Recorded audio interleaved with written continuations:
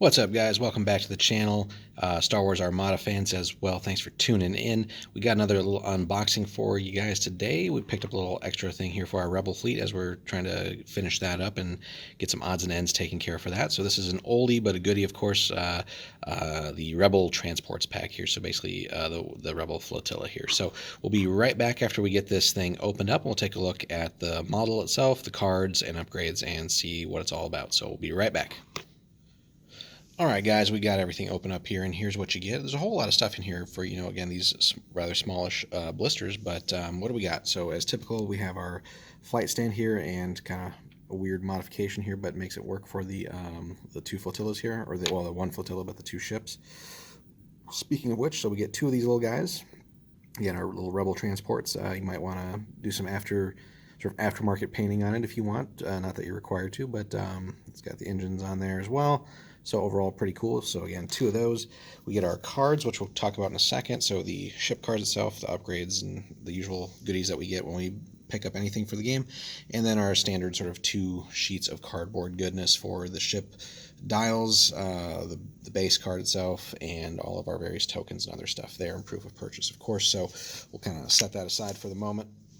Focus on the cards themselves. So as is normal, we get 2 variants here. So the medium transport is, I think, honestly, the cheapest thing outside of a squadron in the game. Correct me if I'm wrong in the comments, of course. But let's see, across both variants, we get Command 1, Squadron 2, which seems pretty decent for considering how small these things are, and 2 in Engineering, both with 3 hull and then the same Evade and Scatter tokens there. That being said, the medium transport does have black for anti-squadron, which is kind of cool. And then the combat retrofit changes that to a blue, so you can reach out a little bit further there. They're both pretty speedy as well, so they can get up to speed 3, and their final click basically is a double there, so that's actually pretty neat, with 1 after or before that, and then nothing at the first click on speed 3.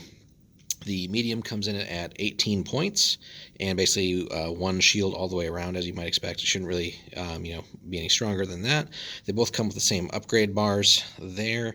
The combat refit for 6 more points. Let's see what you get. So again, we already talked about anti-squadron being upgraded. However, you do gain a front and rear blue attack as well. So that being said, you really shouldn't expect more than occasional help from that. If you're treating this like an actual combat ship, probably going the wrong direction with this.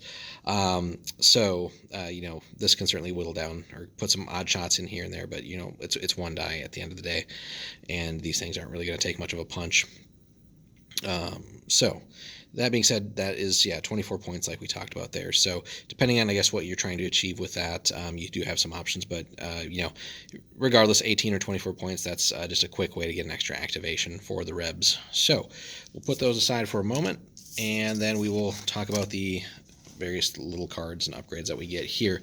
So we do get General Kraken, so 26-point Admiral for the Rebs. When a friendly small or medium ship is defending against a ship, if the defender is at speed 3 or higher, the attack is treated as obstructed. So it's pretty cool, and really, to take advantage of that, you would want to take all of the faster Rebel ships. So some of the slower, like Mon Cal things, would probably be best if left at home for this type of list, but nonetheless, pretty cool there. We get Torin Far, 7 points there. So while another friendly ship ship or squadron at distance 1 through 3 is attacking, it may re-roll a blue die. That's actually pretty neat as well for an upgrade. And let's see, another friendly ship or squadron. Yeah, so you do still have to be a little bit close to wherever she is on, but that's actually kind of cool though. So again, if you're kind of sticking together with your ships, that is a neat upgrade there. And 7 points on her. Bright Hope, so a title here. So let's see, for 2 points. While defending against an attack that does not target your rear hull zone, before you suffer damage, reduce the total by 1. That can actually be pretty cool and make it kind of annoying to kind of finish you off or deal damage to you. But that being said, again, it's so you got to be careful with putting too many points on small ships like this. If you want to keep them still in good positions where they're not going to take too much incoming heat.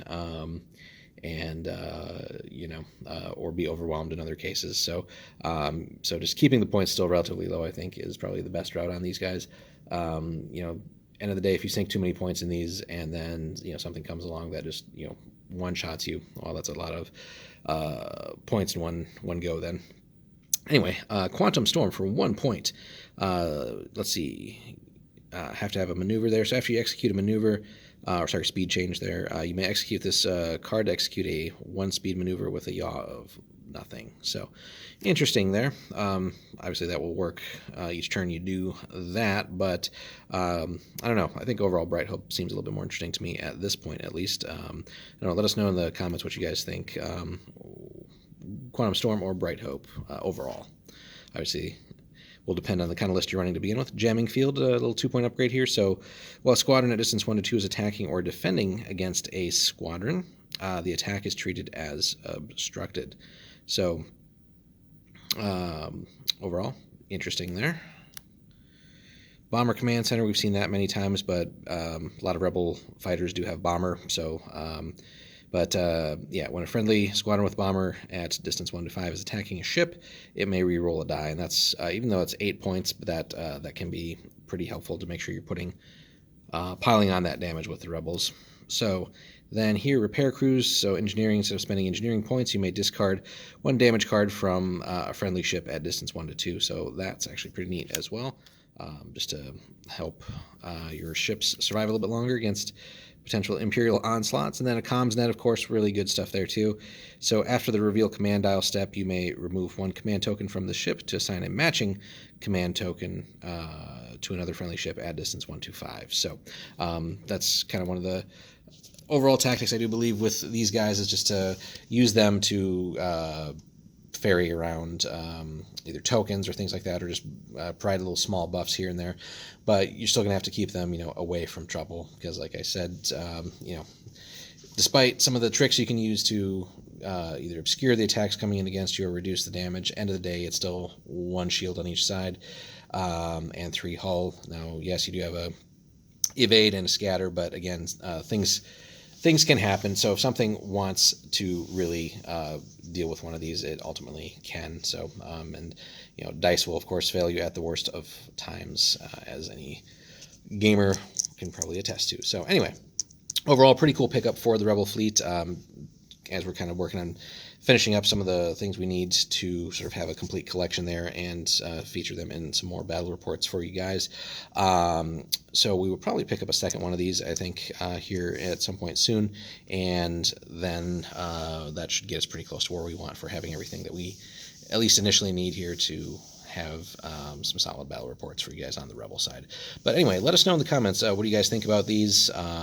Should we, or would it be worth having at some point like another sort of upgrade box or blister package or whatever from Fantasy Flight for just all ships for a faction, for example, just to provide some new variants and things like that, as I've done in some of their other games. How have you fared with these as playing with the Rebels? What kind of role do they take in your fleets? If you've been mainly on the Imperial side, do you bother really? How hard do you really bother going after these? Have they presented any kind of problem to you? Things like that. Let us know in the comments, guys. And maybe what kind of list you prefer running them as on the Rebel side as well. Anyway, we've got some more stuff coming for you guys soon, so stay tuned there. We should be dropping a battle report here, hopefully within a week's worth of time, maybe less. And then obviously we're looking forward to Clone Wars stuff coming out here in the near future too. So anyway, hit us up with a like and a subscribe if you haven't already. Thanks so much for checking in, guys. Hope you have a good one. We'll see you down the road.